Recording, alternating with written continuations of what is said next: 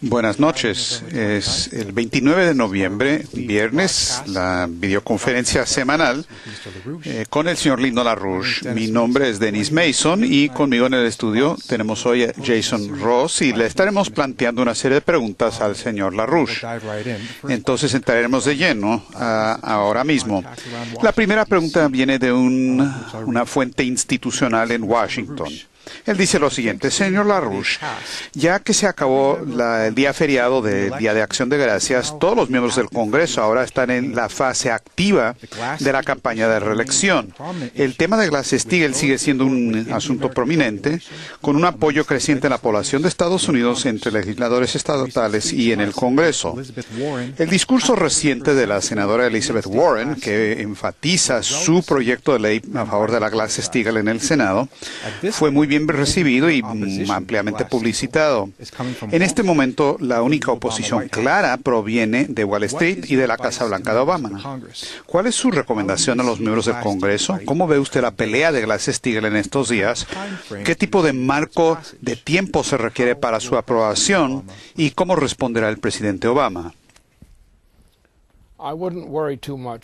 Yo no me preocuparía demasiado respecto al presidente Obama.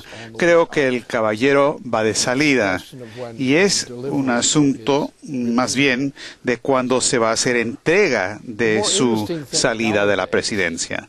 La cuestión más interesante hoy día son cambios repentinos de una situación regional en Estados Unidos o el sector transatlántico, pero en realidad estamos ante un proceso global con muchos aspectos de complejidad, pero se reduce a un proceso y lo que converge hacia un efecto único, singular. Vamos en dirección de una pelea respecto a una definición nueva sobre el planeta Tierra y la civilización en este planeta.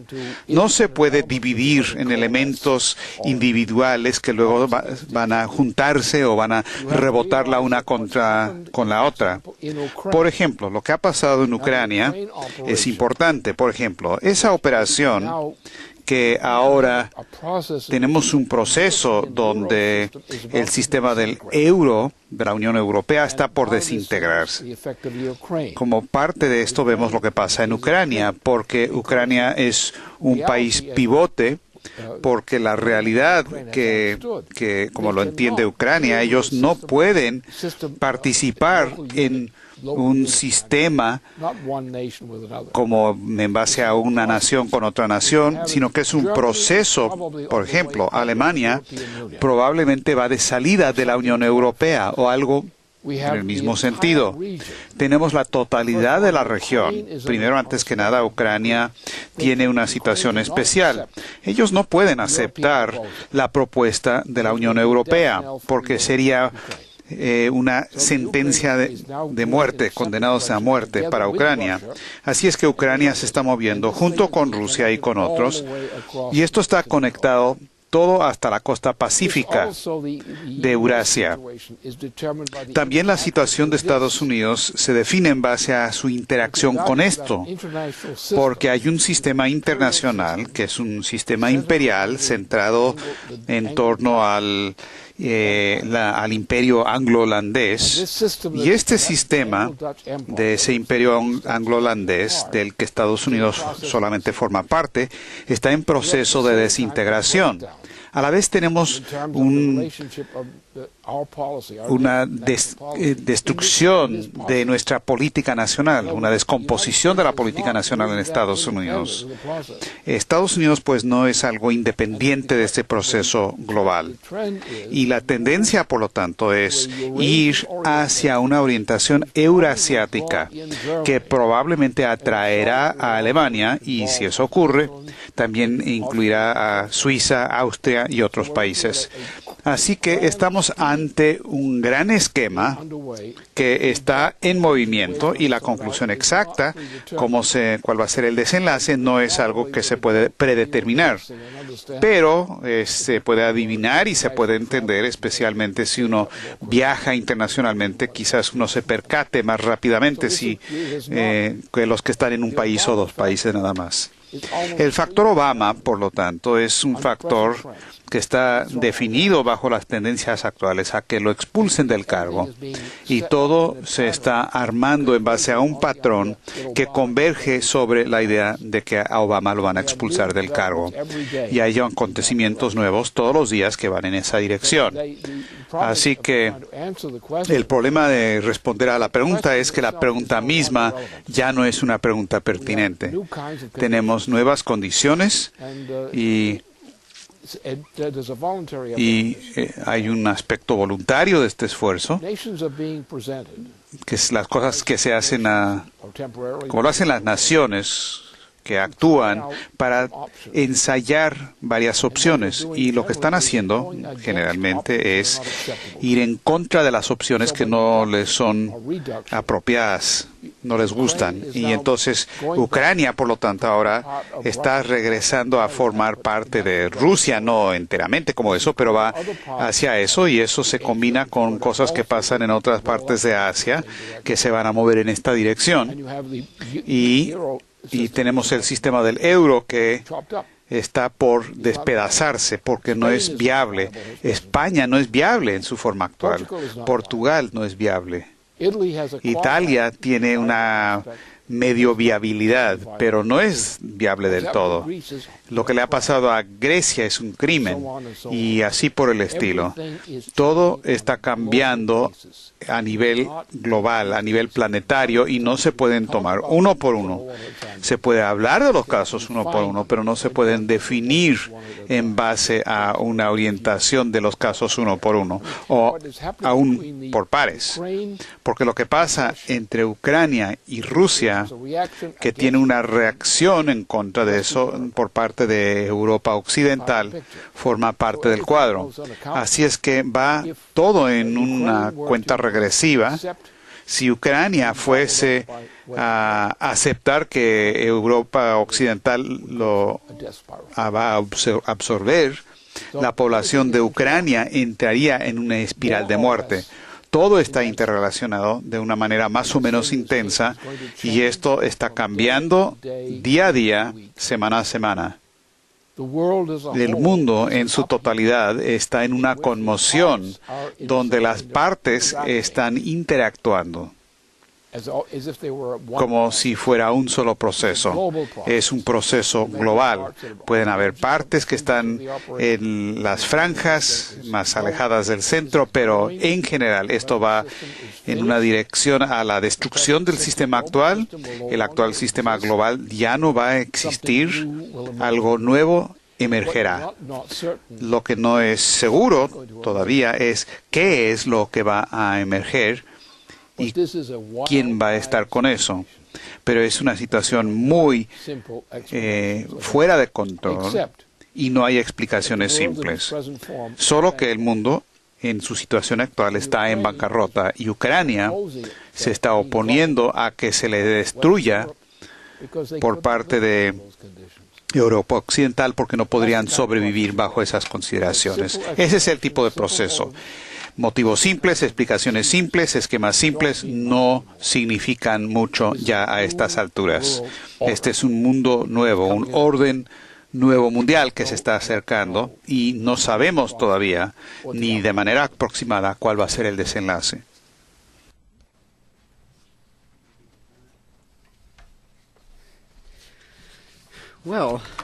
Bueno, le iba a preguntar sobre Ucrania, pero creo que ya respondió a mi pregunta.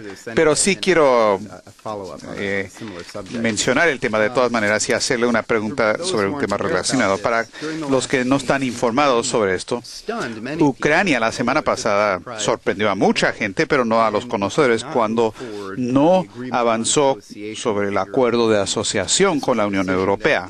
Esta fue una decisión que tomó Ucrania hace una semana. Se debió haber firmado hoy mismo, por cierto, en una reunión de la Unión Europea y naciones de Europa Oriental.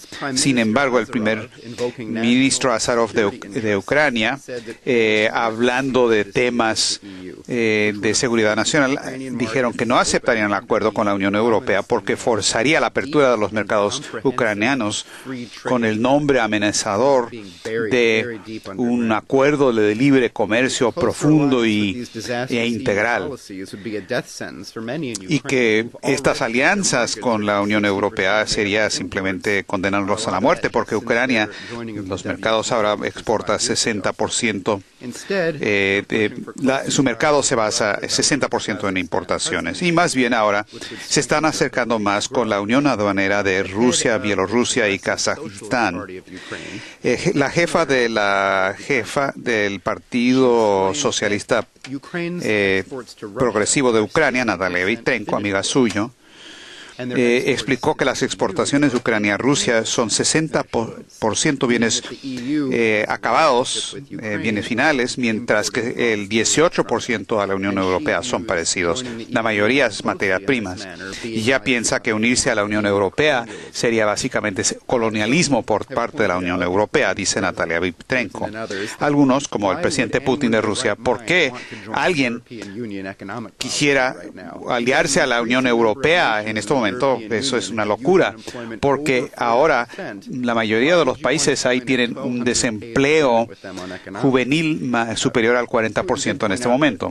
¿Por qué asociarse con eso? Él dijo que el desempleo en la Federación Rusa es del 5,3% en comparación. Quizás quiere hablar un poco más sobre esto, pero lo que usted acaba de decir sobre Rusia y la orientación hacia el este, ¿quiere hablar más sobre el tema de Ucrania?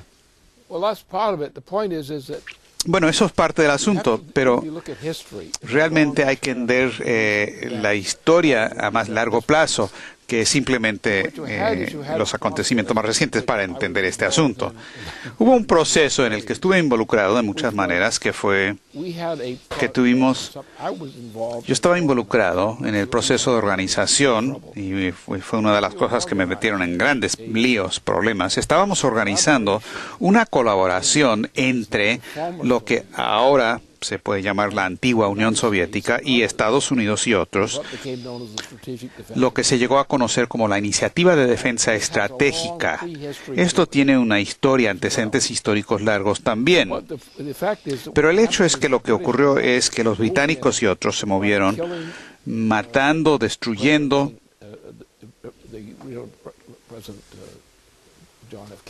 Cuando mataron al presidente John Kennedy en el 63, se empezaron a moverse de manera tal para romper las economías físicas, y eso condujo a la desintegración de la Unión Soviética.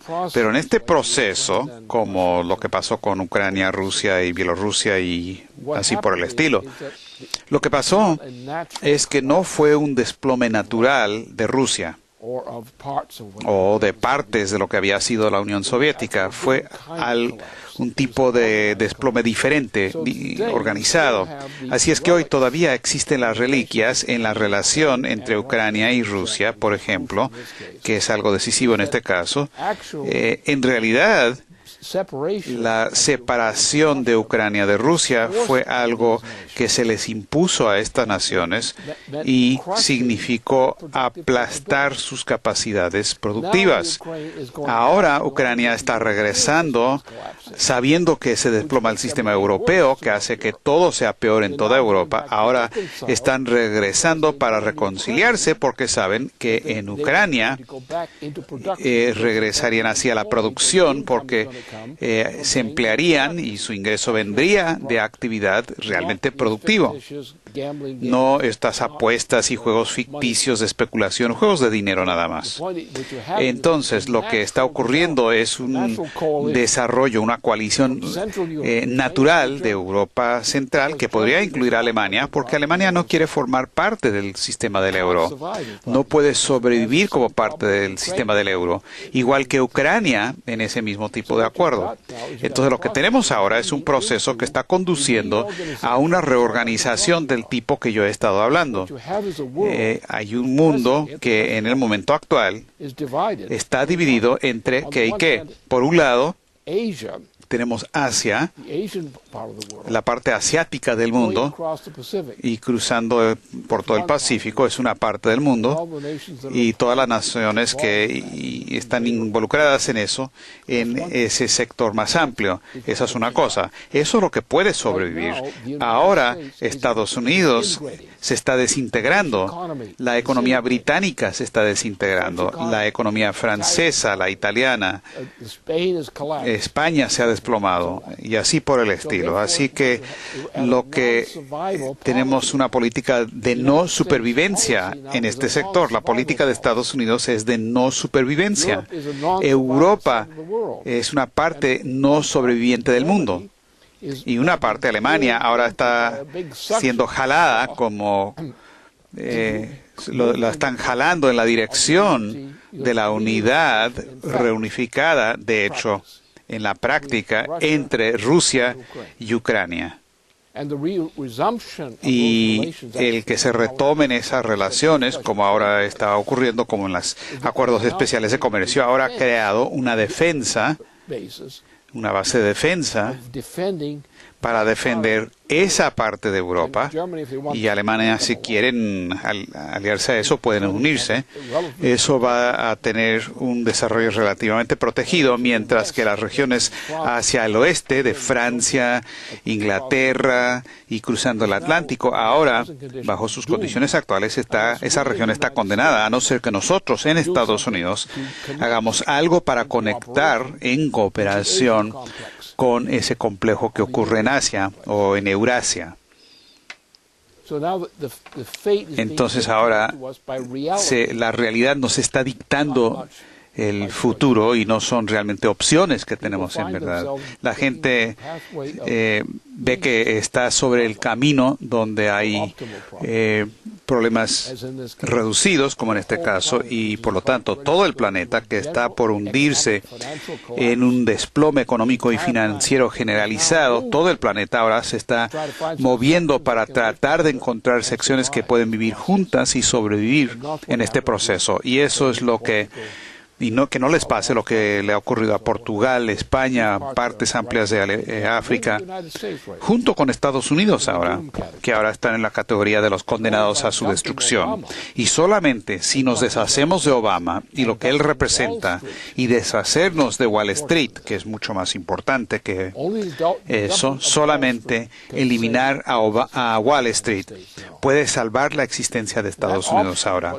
Y esa opción, lo que ha pasado con Rusia, Ucrania y demás, todo ese complejo que atañe a Alemania, esto ahora se vuelve la opción de la realidad para Estados Unidos mismos. Si no optamos por eso de esa manera, que quiere decir deshacernos de Obama inmediatamente, este Estados Unidos, en tanto economía, se acabó.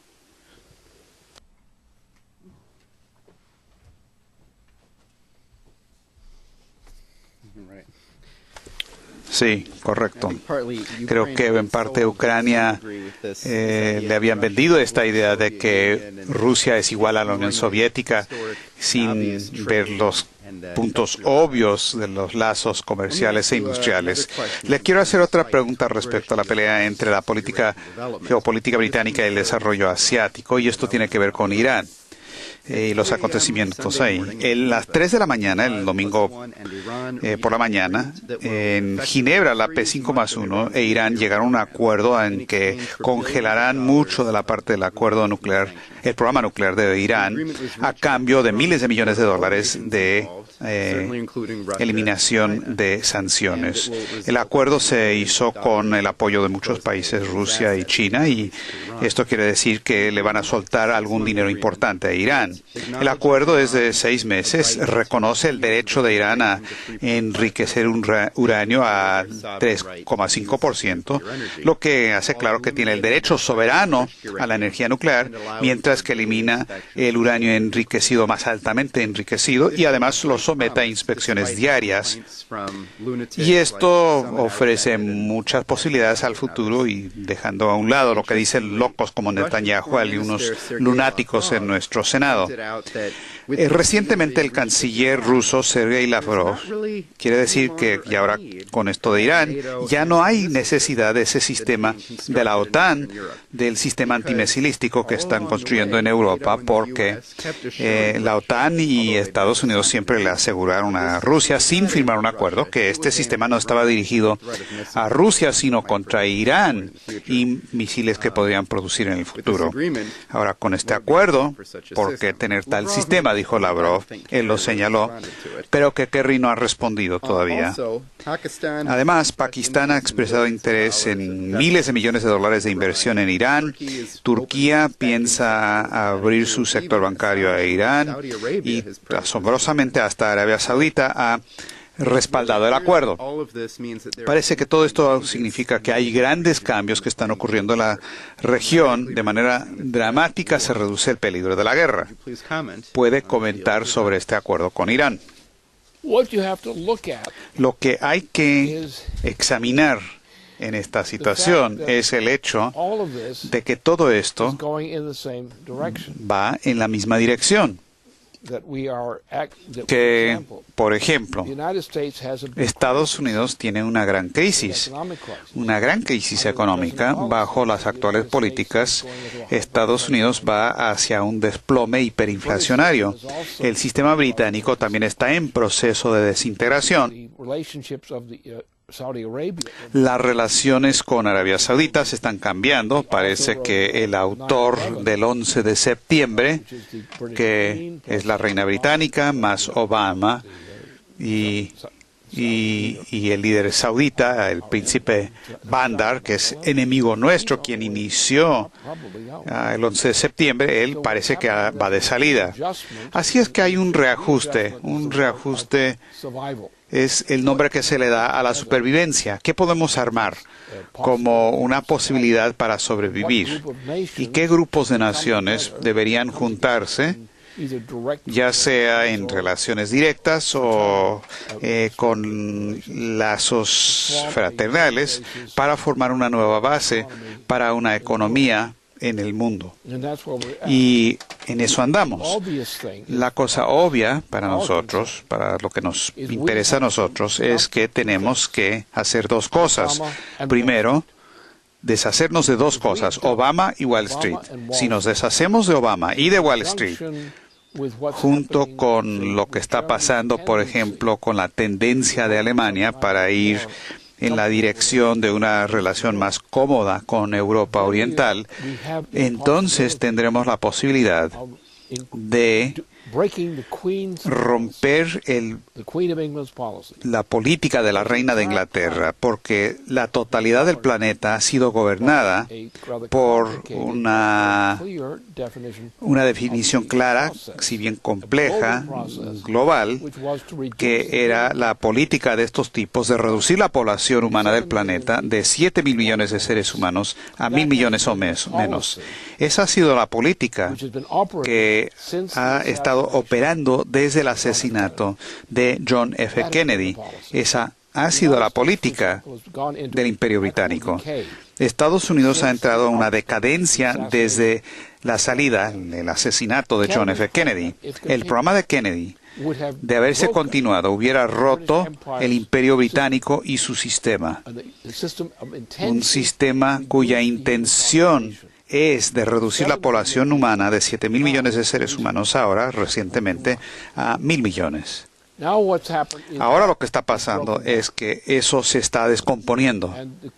Y la pregunta es si Estados Unidos va a responder a la realidad de la situación, deshacerse de la reina de Inglaterra y Wall Street, que son la misma cosa ahora, y si vamos a organizar nuestra economía con como punta de lanza la ley Glass-Steagall, y luego en base a eso entablar o buscar relaciones con China, con India, Japón, Corea y demás, y para así crear una nueva base para una una orientación, una economía de alta tecnología creciente, expandiente. Es la única manera de evitar la política de genocidio, que es algo intrínseco en la política británica de la llamada política verde. Así que hemos llegado al momento en que si continúa la política verde, entonces estas cosas que estamos viendo hoy son el tipo de fragmentación que nos indican la desintegración total del planeta en un tremendo lío. Ahora las naciones están buscando y agarrando de posibilidades de desarrollo para romper con los intereses anglo-holandeses y lo que el Imperio Británico ha hecho, que es tratar de reducir la población humana de 7.000 millones a menos de 1.000 millones. Esa política probablemente conduciría al mundo a una desintegración caótica de la totalidad de la civilización de este planeta y quizás hacia efectos como, por ejemplo, una guerra termonuclear. Efectos de ese tipo que significarían la extinción de la especie humana. De eso se trata. Es caótico en parte, pero tiene su lógica, porque, por un lado, la especie humana, que es única entre todas las especies, se ha basado en estos aumentos hacia densidades de flujos energéticos superiores constantemente. Y las sociedades que no se superan con estas densidades de flujo energéticas superiores están condenadas a su destrucción. Ahora, de manera combinada, empezando con la región transpacífica, rechazar la orientación del transatlántico de reducir la población. Y lo que pretenden ellos, lo que han hecho los británicos es primero atacar a Estados Unidos y Europa para destruir su sector industrial, luego pueden aplastar al resto del sistema. Entonces estamos ahora en un momento de una crisis de desintegración del sistema transatlántico. Esto tiene una reacción en cadena, un efecto de reacción en cadena, porque sin el desarrollo industrial y de alta tecnología no se puede mantener una población de este tipo en este planeta. Así es que ha llegado el momento donde o se avanza con la política de genocidio de la reina de Inglaterra, donde ella ha dicho específicamente que quiere lograr la reducción temprana de la población del planeta de 7.000 millones de seres humanos a 1.000 millones. Esa es su política y es el efecto de tratar de imponer esa política que ha creado este caos particular que vemos en el mundo hoy día. Ahora tenemos naciones que como China, Japón, India y demás que se han negado a desplomar, colapsar sus economías. Ven los ataques en contra de China que vienen del presidente de Estados Unidos y gente de esa calaña. Ese es el punto. Y están diciendo no, no. Y tienen las armas para respaldar ese no. Y van a ver la fuerza de la economía rusa y de la economía de Ucrania y cosas parecidas vinculadas a eso. De repente se van a volver temas importantes para el restablecimiento y la reformulación de relaciones entre las naciones del mundo entero.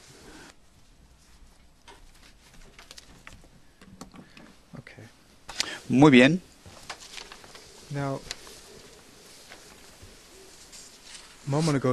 Hace un momento usted preguntaba si Estados Unidos va a responder o no de manera correcta en esta crisis. Y creo que hace una semana, el viernes precisamente, celebramos un concierto en memoria de John F. Kennedy, que presentó el Instituto Schiller.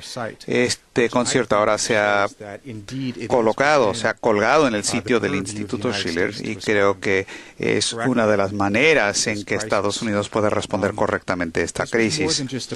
Esto fue más que simplemente una presentación musical, porque la intención del Instituto Schiller con esta producción fue recordar de manera apropiada al presidente de Estados Unidos, y realmente resonó, eso tuvo una resonancia con la gente que participó, con el público, y creo que una de las razones es el hecho de que hemos estado viviendo bajo un paradigma negativo, desastroso en los últimos 50 años, porque todas las decisiones desde que murió Kennedy ha sido un fracaso. Hemos abandonado nuestra posición como líder en la ciencia y la tecnología. Hemos bestializado a nuestra población, entrando a una guerra terrible en Vietnam, y luego, como consecuencia, tuvimos un viraje por miedo, entramos a la contracultura de música de rock and roll, de perversiones sexuales, contracultura, y en vez de la idea de vivir libres o morir, que es la consigna de Estados Unidos, a la idea simplemente de hay que vivir por el momento. Este viraje es el tema que nos ha llevado donde la vida futura de la República está en duda. Creo que los tiempos son tales que la severidad de la crisis en el país es tal que la gente, a un grado u otro, están reconociendo que la desintegración de nuestra sociedad tiene que ver con esta cuestión cultural. Ahora, el concierto que presentó el Instituto Schiller no fue ni entretenimiento ni vivir en el momento, porque crear un momento donde, con las palabras del exdiputado Neil Gallagher y con las selecciones de audio del presidente Kennedy mismo, la generación de esa generación, la suya, señor LaRouche, estuvo viva en ese concierto, trabajando para el futuro de este país. Y creo que ese es el espíritu que se requiere ante 50 años de fracaso, donde casi nada lo que hace este país está funcionando ahora. Ese espíritu es lo que requiere y necesita esta población de este país ahora. Y la manera en que se presentó en el concierto del Instituto Schiller, yo creo que esto crea una resonancia con el pueblo. Creo que esta dinámica se planteó bien por Keisha Rogers muy bien en su declaración del Día de Acción de Gracias, y voy a leer simplemente la última parte de eso. Ella estaba citando a Kennedy, dijo, hace 50 años Kennedy proclamó, hoy damos nuestras gracias más que nada por los ideales de honor y fe que heredamos de nuestros predecesores, por la decencia del propósito de resolución y fuerza de voluntad, por la valentía y el coraje que ellos representaron y que tenemos nosotros que emular. Cuando expresamos nuestra gratitud, nunca debemos olvidarnos que la mejor manera de apreciar algo no es emitir palabras, sino vivir en base a esas palabras. Hoy, el 28 de noviembre, vivimos tiempos peligrosos. Vemos un mundo apoderado por la tiranía, hambre, exclusión, desigualdad y una falta de preocupación profunda por la dignidad del ser humano. También damos gracias, no para emitir palabras, sino vivir en base a esas palabras. Y damos gracias por un espíritu renovado hoy en nuestra población, en reconocimiento de que en todos estos líderes existe una permanencia de mente con el que nosotros también nos tenemos que conectar y que vive dentro de nosotros también. Sus cuerpos quizás hayan pasado al otro mundo, pero sus cuerpos ya no existen, pero su espíritu sigue viviendo y los podemos emular, y por eso podemos dar gracias. Gracias porque los grandes problemas que enfrentamos hoy se pueden resolver con los poderes de la ración y la acción para que haya un mejor futuro para los ya nacidos, y los que están por nacer se pueda realizar. Ahora, con la publicación de esta memoria que se hizo de John Kennedy por parte del Instituto Schiller, ya que está disponible al público, me parece apropiado que usted, Lynn, nos hable un poco sobre esa dinámica en esta discusión de esta videoconferencia del viernes. Yo no estoy de acuerdo con parte del argumento que mencionas. Yo no creo que es la reacción causó un movimiento positivo. Yo he hablado de esto por cierto tiempo. Yo me opuse a lo que era el procedimiento. Yo me rebelé en contra de la educación escolar porque estaba equivocada. Y, por ejemplo, esto es importante para entender este proceso. La gente no puede reaccionar a las malas condiciones, no reacciones. Reaccionará en un cierto modo, pero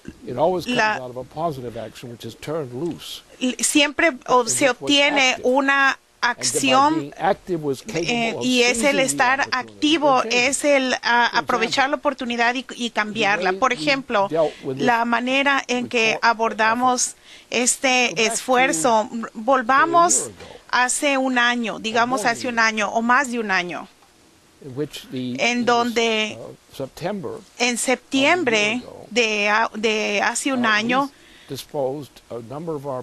un número de nuestros miembros en nuestra base de operaciones aquí cerca y fuimos y enfrentamos y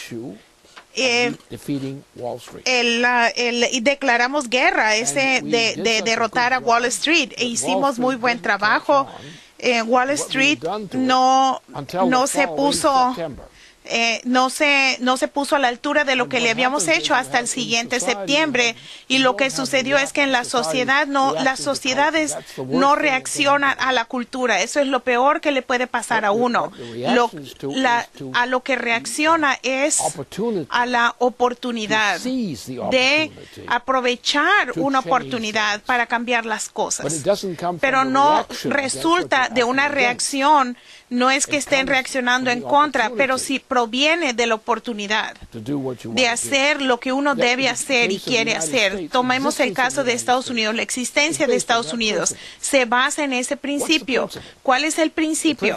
El principio fue Nicolás de Cusa, y Nicolás de Cusa fue un líder principal de la iglesia en su siglo. No era solamente un líder, pero era el principal intelectual del cristianismo en ese siglo. Y sus esfuerzos, cuando él dijo, nosotros en Europa no podemos sobrevivir bajo las condiciones políticas en Europa hoy en día. No hay nada en Europa ahora que es capaz de enfrentar el problema. Europa está condenada. Por lo tanto, él dijo, ustedes, la gente, ustedes deben irse a través del océano, deben viajar a otros territorios donde pueden encontrar gente que tiene una visión positiva, una perspectiva sobre la humanidad. Y ese es el principio en el cual me baso. Por ejemplo, cómo este evento musical sucedió, no es que a alguien se le ocurrió una idea. Esto fue, sí, se elaboraron las cosas de los elementos que estaban allí, es verdad, pero ¿cómo se crearon los elementos? Nosotros lo hicimos, nosotros como una organización, porque somos viables y nuestros oponentes no son. Por lo tanto, porque respondemos a lo que es posible, que está allí de una manera independiente, respondemos al desarrollo de ideas que promueven que la gente pueda crear nuevas instituciones por sí mismas. Y eso es lo que debemos hacer, como en el caso de Cusa. Nicolás de Cusa murió antes de que se cruzara el Atlántico.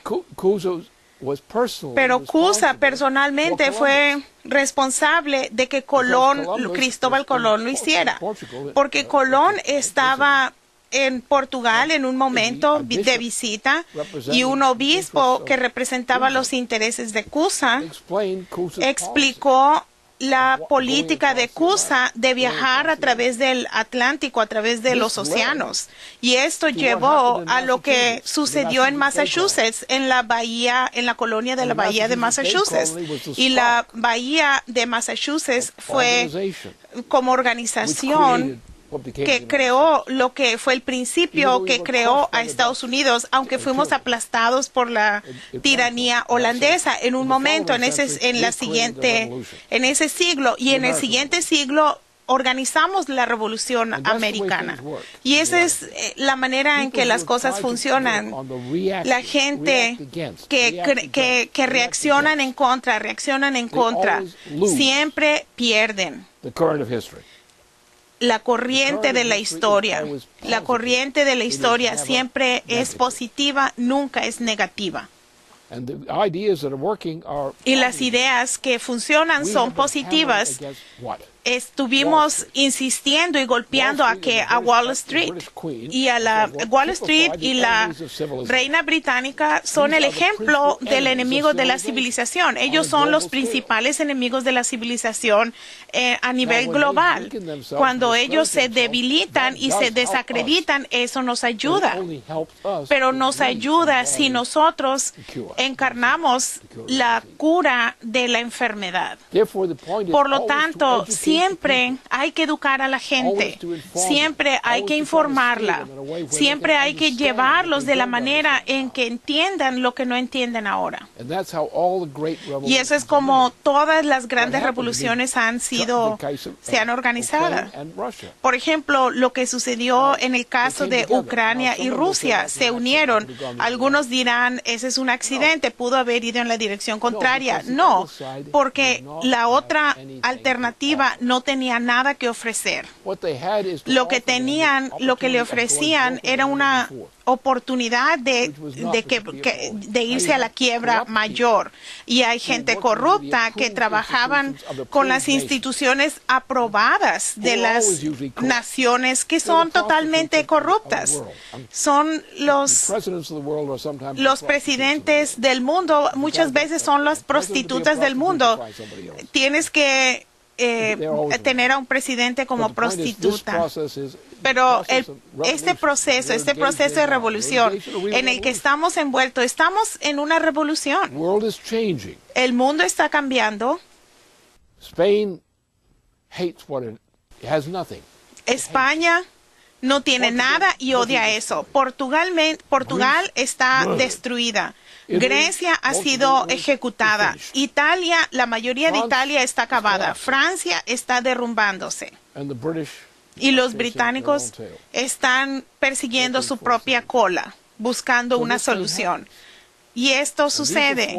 Y estas son fuerzas que han estado ahí todo el tiempo, como en el caso de Rusia. La cosa entre Rusia y Ucrania, dividir a Ucrania y a Rusia bajo estas condiciones, ¿qué vas a obtener?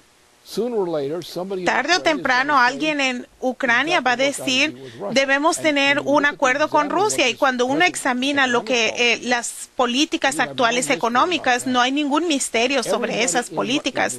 Todo mundo en Ucrania que no es un títere de ciertas influencias extranjeras en particular, está a favor de esta reunificación de las economías de Ucrania y de Rusia. Y si uno ve lo que Ucrania produce, lo que Rusia produce, y uno ve las alternativas que ofrecen Europa y el sistema europeo, ¿qué camino vas a tomar? Lo natural es ir que Rusia y Ucrania, ambos se complementan. Por lo tanto, lo que uno tiene, no pensemos que algunos van con una fórmula y que van a seducir a la gente que tiene creencias estúpidas. Si hacen eso, pero ya saben a qué conduce. Pero cualquier cambio exitoso siempre actúa en base a la inspiración de la gente que reconozca lo que son sus intereses. Y eso simplemente se expresa entre la gente que les ayuda a ver las posibilidades de esta oportunidad.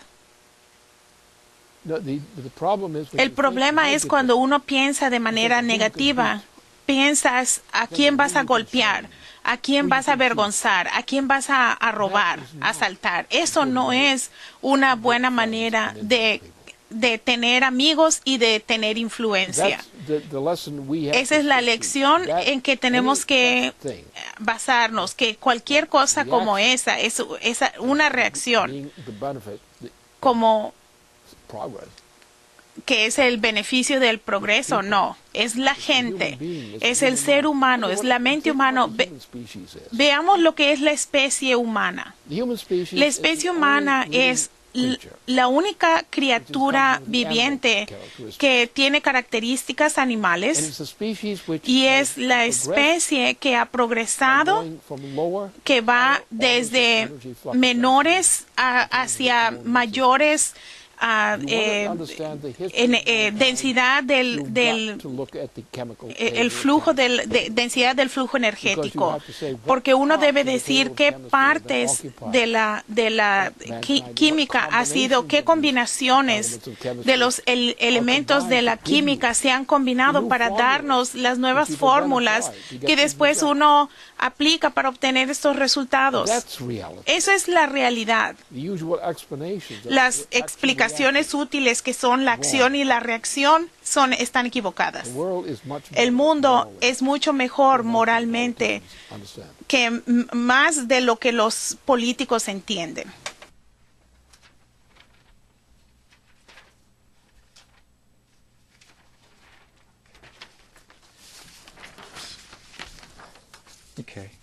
Bien.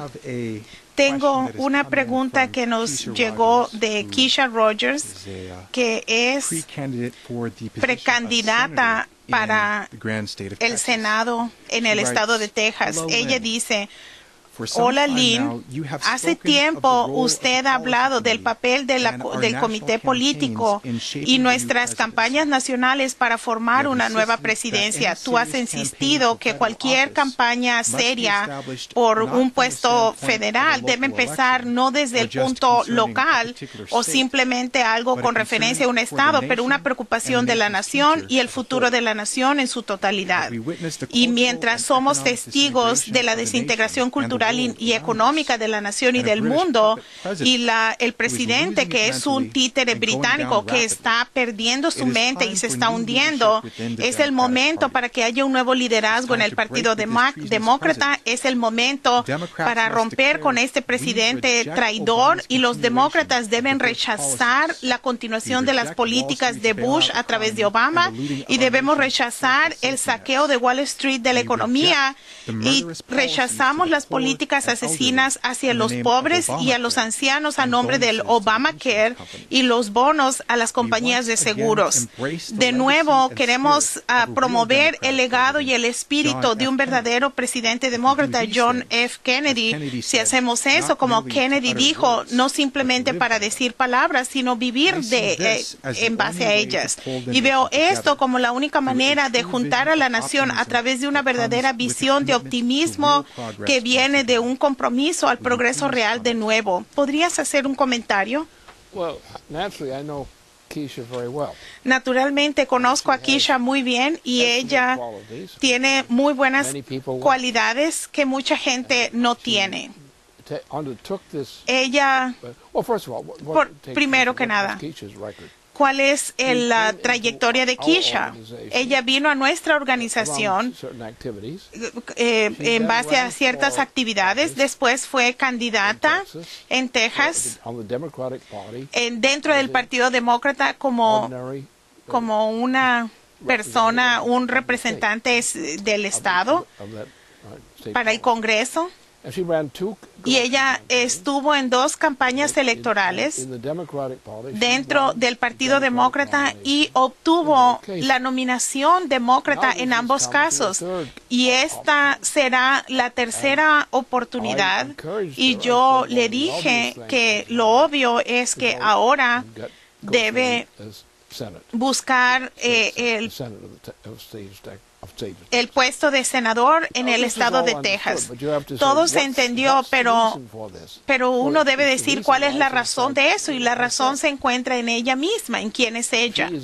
Ella es una persona excepcional, muy talentosa moralmente, y ha mostrado eso.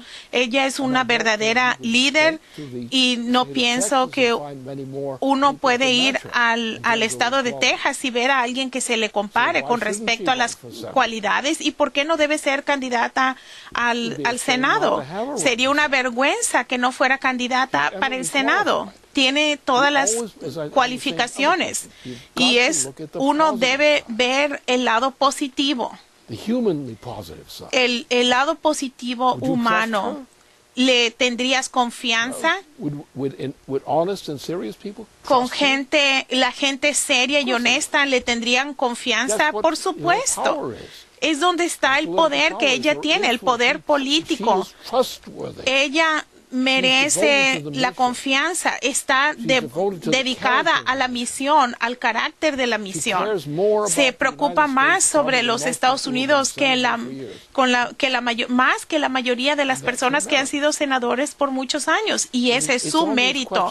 Es con respecto a el mérito de que es una persona con mérito. Ese es el tipo de cosas en el cual la sociedad debe basarse, y es lo que se debe buscar, estas características, estas aptitudes y estos impulsos que vienen desde adentro, y eso es lo que Nicolás de Cusa representaba cuando le decía que se fuera la gente a través del Atlántico y crear una nueva civilización, porque lo que tenían en Europa no tenía la habilidad de sobrevivir. No merecía sobrevivir, y era válido. Y como resultado de la influencia de Cusa, que fue uno de los principales líderes morales e intelectuales de su tiempo y de los líderes intelectuales más grandes de su época, y es en base a esas cualidades de liderazgo y de ideas y el desarrollo de las ideas más que otras cosas. Esa es la verdadera política, y ella representa eso. Ella probablemente es la mejor candidata para el Senado en Texas en mucho, mucho tiempo.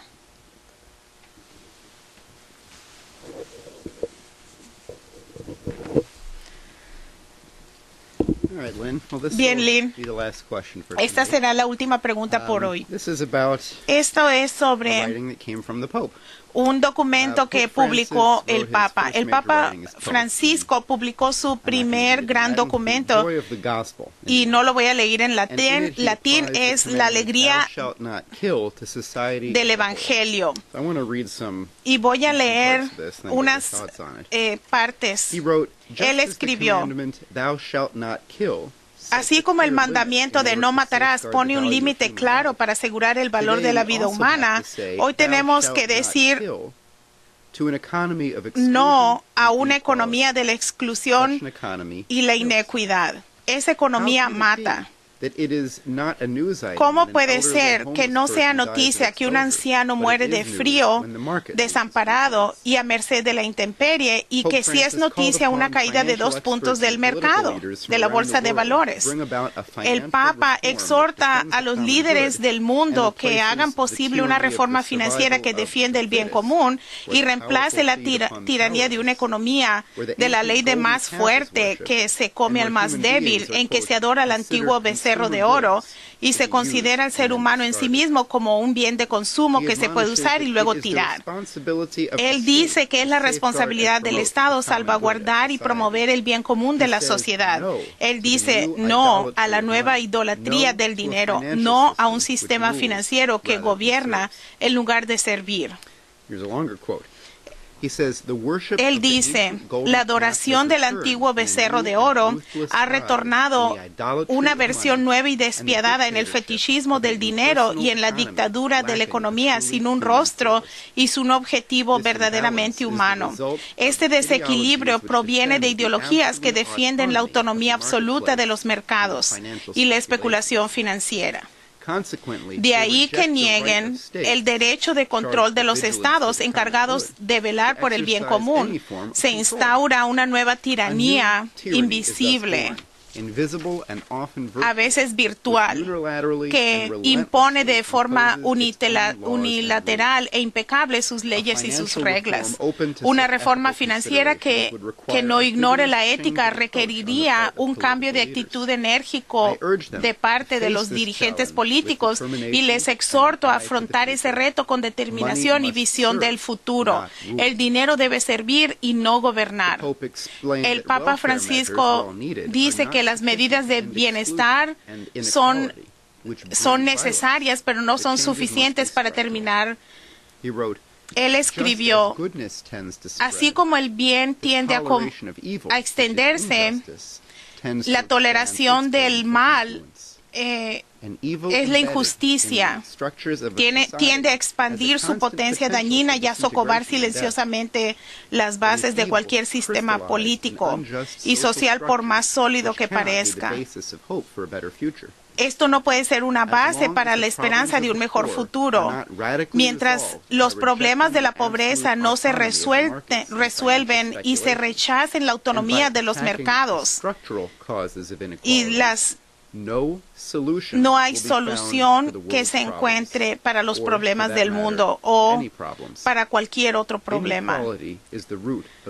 La desigualdad es la raíz de los males sociales. La integridad de cada persona y el buscar el bienestar general es lo que debe ser en lo que se basan todas las políticas económicas. Por favor, comente al respecto. Yo pienso que lo apropiado decir en respuesta a estas declaraciones del Papa es abordar al Papa en su mismo nivel de autoridad, como una figura religiosa, y no digo bromas. Esto es muy serio. El problema más grande que hemos vivido en la categoría de la moralidad como seres humanos es la creencia que la vida humana acaba con la muerte de la persona mortal. Ese es el gran error.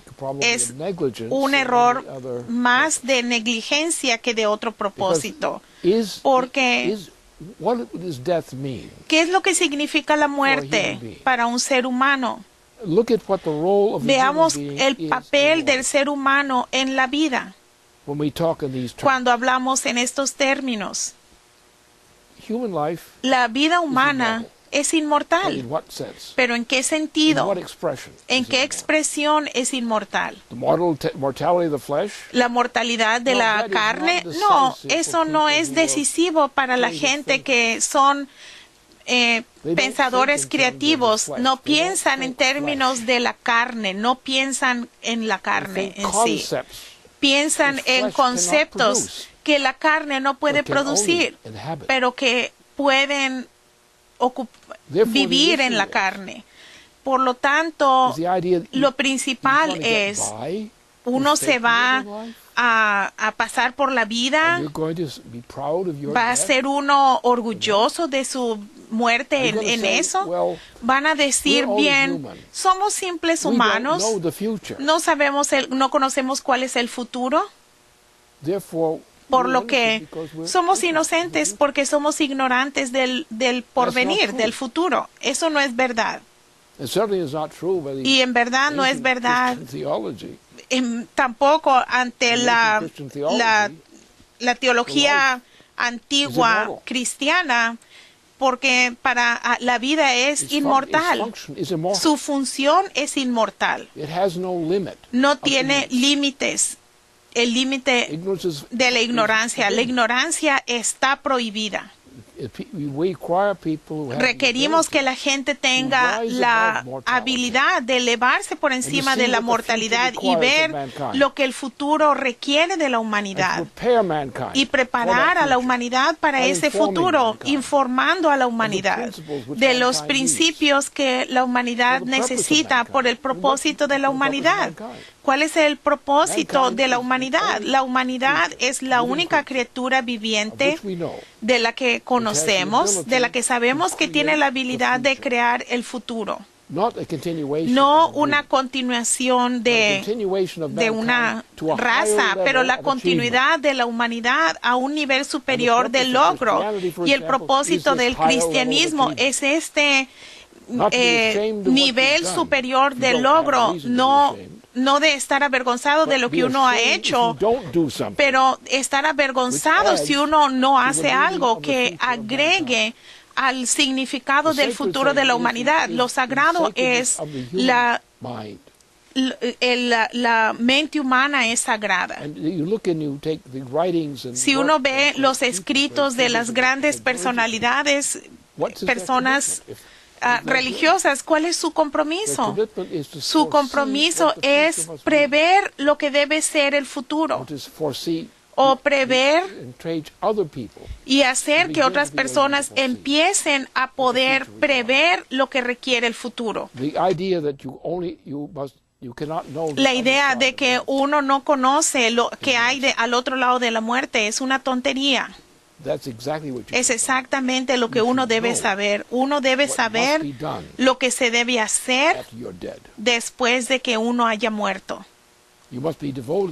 Debe estar uno dedicado a esto como un propósito. Ese debe ser el nuestro ser. Así que la interrupción de la vida a través de la muerte para uno significa eso.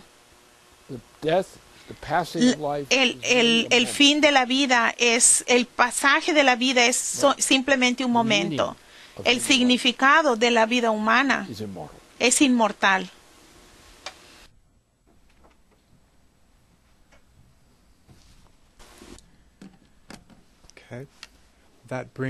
Con esto concluimos nuestra conferencia esta noche. Gracias por acompañarnos. Quiero darle las gracias a Lynn. Gracias, Jason, por acompañarme. Manténganse sintonizados.